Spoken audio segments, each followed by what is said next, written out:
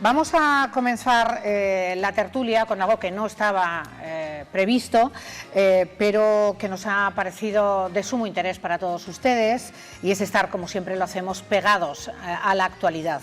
Vamos a poder charlar de inmediato con uno de los españoles evacuados ayer de madrugada desde Tel Aviv a España. Llegaban concretamente a la base aérea de Torrejón de Ardoz. Salía ese primer avión, el avión A330 del Ejército del Aire, en el que se evacuaba a casi 300 españoles. El segundo avión llegaba a Tel Aviv más tarde y llegaban el resto de los españoles, no solo de los españoles, sino ciudadanos de la Unión Europea y de terceros países residentes en España. Vamos a charlar con Alfredo Aduna. Muy buenas tardes, Alfredo, y gracias por entrar en directo desde hace poquitas horas que llegabas a nuestro país.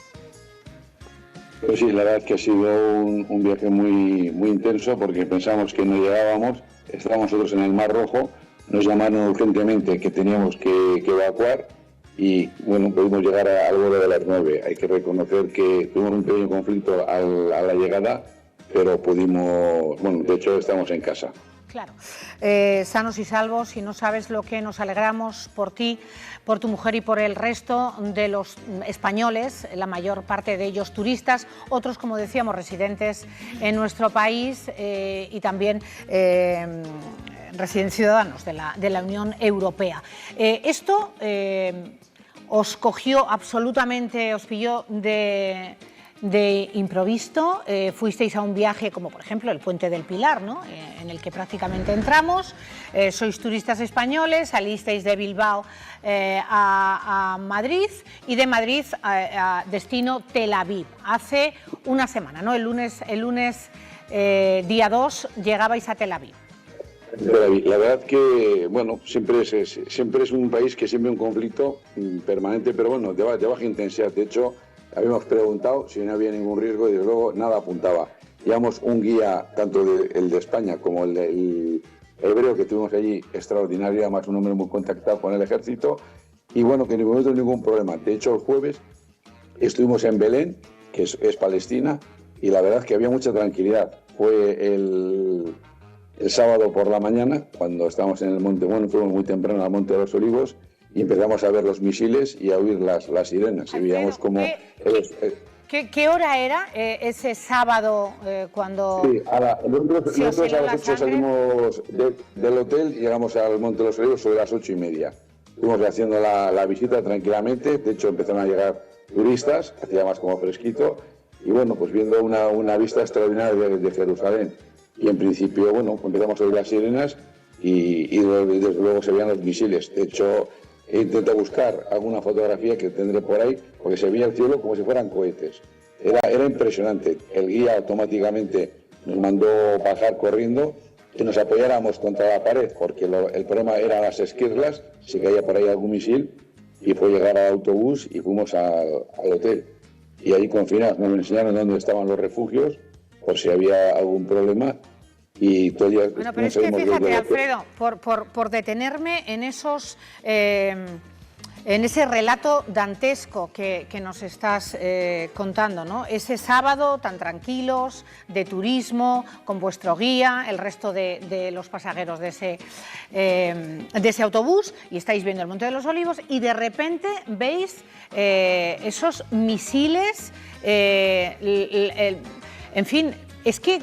¿Qué pensáis? Tú, tu mujer, el resto de los compañeros. ¿Cómo se os queda la verdad es que, hombre, cogimos miedo por ver al guía, porque el guía, la verdad que fue, o sea, le cambió la cara, ¿no? Nosotros veíamos como si fueran como petardos, como cohetes. Eran las defensas antiaéreas que estaban reventando los misiles, ¿no?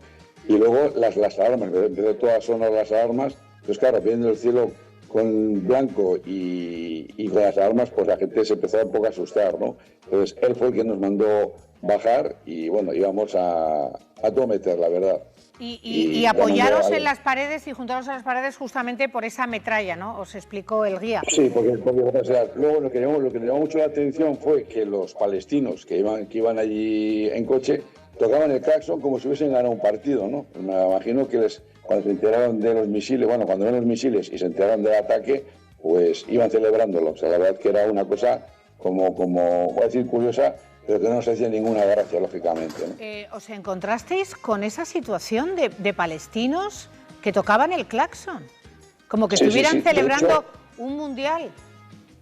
De hecho, a nuestra guía, que es de aquí de Bilbao, del Corte Inglés, Vanessa Bolaños, una propiedad como un piano, pues estaban ofreciendo unas cosas para comprar, algunos les compraron y ella dijo que, claro, que aceleráramos para ir al autobús y uno le dijo en inglés que ojalá le reventaran el culo. Que bombardearan el culo, fue exactamente la traducción. Dijo, que ojalá le bombardearan el culo. Era palestino, lógicamente. Bueno, pues fíjate tú lo importante de lo que estás contando, Alfredo. Que muchas veces hacemos caso omiso de las vivencias, de estar in situ allí y de lo que se escucha y de lo que se vive, y nos fiamos más de titulares de prensa, de declaraciones políticas, pero esa es la realidad que tú lamentablemente has tenido que vivir. Bueno, os dejan en el hotel, Alfredo. Y todo, bueno, el sábado no salimos, todo se veía por la calle, soldados, sirenas. De hecho, estábamos en nuestro hotel bien situado enfrente del barrio de los ortodoxos. Salieron un montón de ortodoxos a la carretera a vigilar, estaban con patinetes, estaban muy pendientes, porque ha coincidido, aparte de que era el Sabbat, que es su fiesta, que la respetan bastante, es la fiesta de las cabañas, que incluso la celebran las tres religiones, los judíos, los musulmanes y los cristianos, ¿no? Es unas cabañas que, bueno, donde se reúne la familia. De hecho, judíos españoles estaban ahí, que han regresado con nosotros, porque vino a celebrarlo con la familia, ¿no? Claro. Y todo en principio tranquilo, pero claro, cuando empezó con el tema de las alarmas y los refugios, pues claro, estás en una situación de guerra que no esperas, lógicamente. Situación de verdad. El viernes debíamos estar en Palestina, estuvimos en Belén, y la verdad que mucha tranquilidad, muchísima gente. O sea, que nada hacía prever lo que al día siguiente, a primeras horas de la mañana, tuvisteis que vivir y todos conocemos, pero no como lo has conocido tú, lamentablemente. Bueno, dejando ese sábado tremendo que pasaríais en los refugios en el hotel donde estabais alojados, os disponéis el domingo a salir por Jerusalén, a hacer esa visita. Me decías hace un rato que la mayoría de los comercios estaban cerrados, o sea, estaba la ciudad pues como muerta. O sea, muerta. Salimos, nosotros en todo momento no hemos corrido ningún riesgo, tengo que decirlo. El guía era extraordinario, estaba en contacto por supuesto, con todas las guías y me seguía instrucciones. Me imagino que porque había sido militar del gobierno. Es verdad que se veía una ciudad pues sin gente. Preguntamos a ver si era lo mismo. Dijo que evidentemente era porque había gente que tenía miedo. Habían salido turistas, no todos, incluso en el Santo Sepulcro, que lo pudimos ver, que normalmente hay unas cosas infernales. Fue muy rápido la visita. Y o sea, nosotros no sentíamos miedo. De hecho, yendo por la Vía Dolorosa, por donde pasó Jesucristo con el Calvario, que es por zona musulmana, está muy cerrado. Te miraban hacia alguna cosa, pero no sentimos el riesgo. Bueno, hasta tal punto fue así que ya el lunes y el martes fuisteis al Mar Muerto, del Mar Muerto al Mar Rojo. Exactamente. ¿Y ahí qué pasó este martes?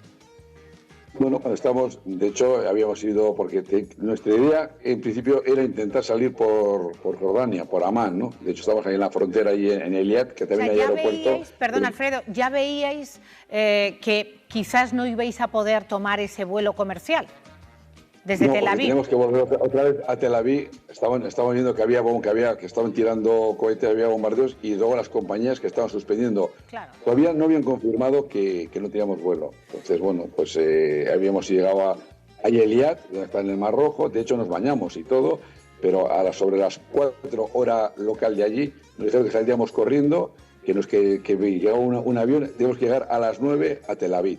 Estaba a 300 y pico kilómetros. Pues correr, coger las maletas, ni cenar ni nada, salir de ahí corriendo. Y llegasteis al aeropuerto de Tel Aviv a las 9 de la noche. donde os esperaba ese avión del ejército que había fletado el ejército español. Tú como militar, Jesús, ¿qué te parece todo esto que has estado en Afganistán? Pues como siempre, una locura. O sea, una guerra nunca tiene justificación. Bueno, una guerra que ha empezado más bien parece un ataque terrorista, ¿no? Sí, sí. Pero bueno, al final nuestro ejército ha vuelto a cumplir con su misión y ha sacado a los que querían salir de allí. No sé, en los Casi 300, ¿no, Alfredo? Me apuntabas, 288... No. 288. Tengo que decir, a ver, la embajadora estuvo en su sitio, hubo ahí una persona que tuvo un incidente, no quiero mezclar temas regionales, pero porque fue hacia nosotros, lo que nos quería fue la embajadora que dijo, por favor, hay sitio que monte. Nosotros hemos cumplido toda rajatabla. El ejército español, aparte que son gente valiente, hay que decir, súper amables, fuimos con médicos, íbamos también con cuerpos de seguridad, en todo esto estuvieron... Ay, he perdido el audio de... Quitar a la gente tuviera cualquier miedo. En todo momento, o sea, estuvieron... La verdad que chapó para el ejército español. Bueno, pudisteis tomar ese avión sobre las 12 de la noche de ayer y llegasteis ¿a qué hora?